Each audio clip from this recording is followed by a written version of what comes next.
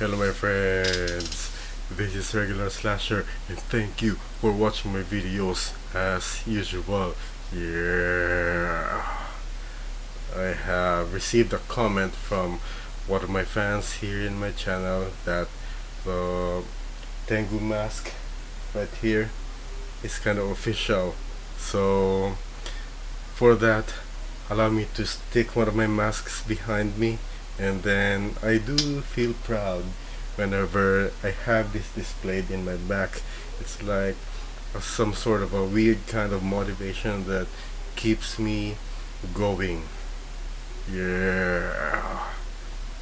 Anyways, here is the main topic of this podcast, so to speak, and here goes. A lot of people, and I'm sure you, have seen too many videos or so many videos with sign of a good teacher. It doesn't matter what kind of a school that you are into or a dojo, but particularly allow me to explain what are the signs of a great teacher or a martial arts teacher, for example.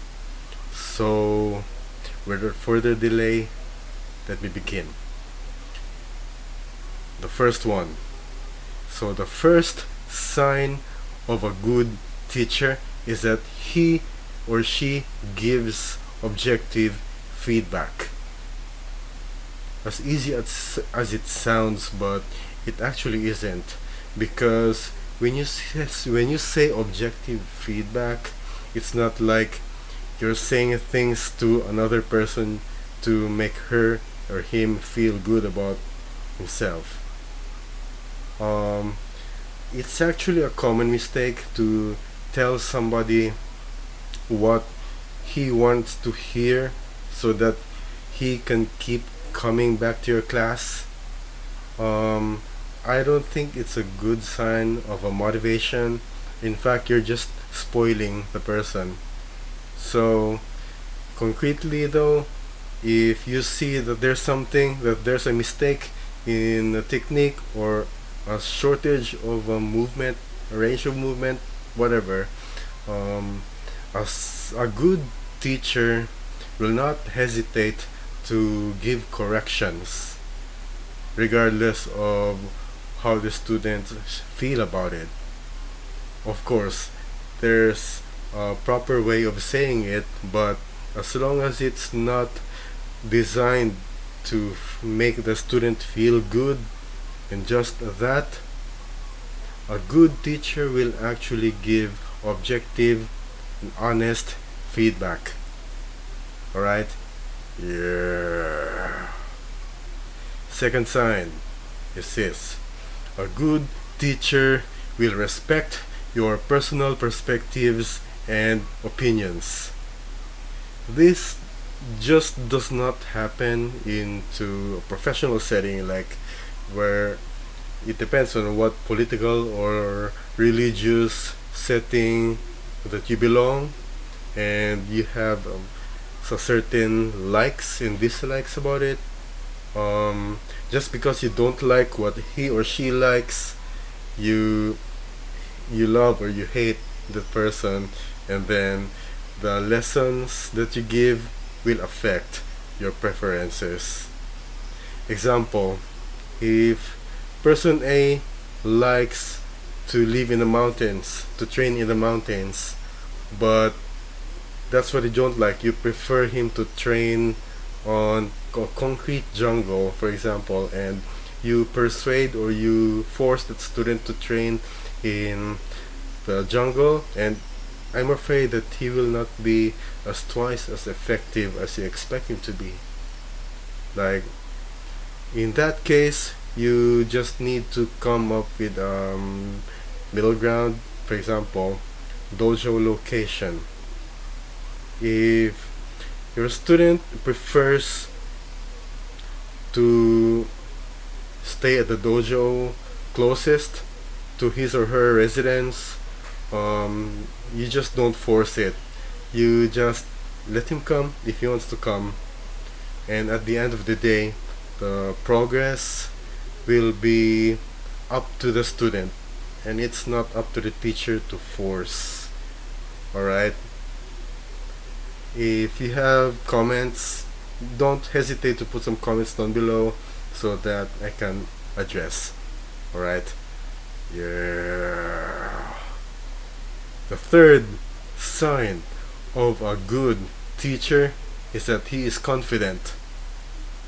Like, confident at what he does, not just the words that support himself or that he claims to be confident or whatever, but also in the body language, in the way he walks or talks, the way he approaches or talks to other people in general, inside or outside the dojo, but also does not really shake whenever some setbacks happen.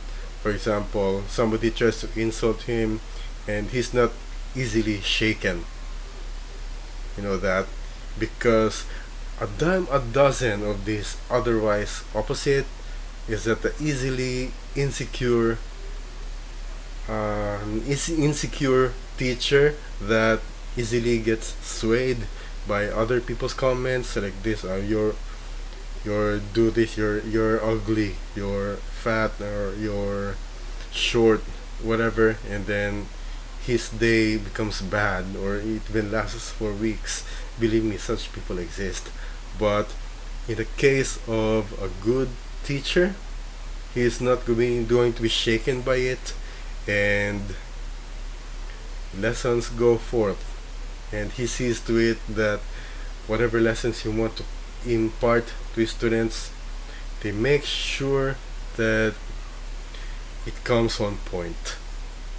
Yeah. Here's a bonus sign, actually. If I'm going to say this, it's going to be like close to a unicorn, but doesn't matter.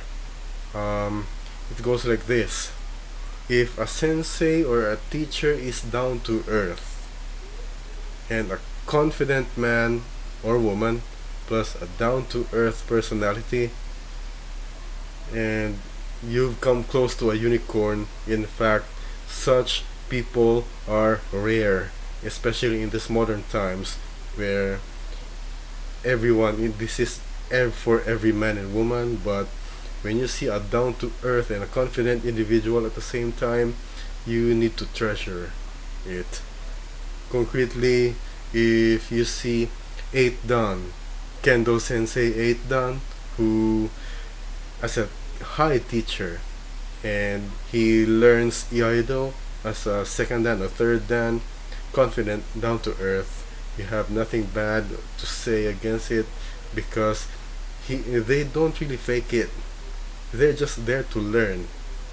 Alright? Although they are already a teacher, a high teacher in one regard, but he is a student in another field. You gotta respect that. And if you have such a teacher who is willing to learn, like his mind state is that of a student forever, I think that is going to be a rare, in fact it is a blessing.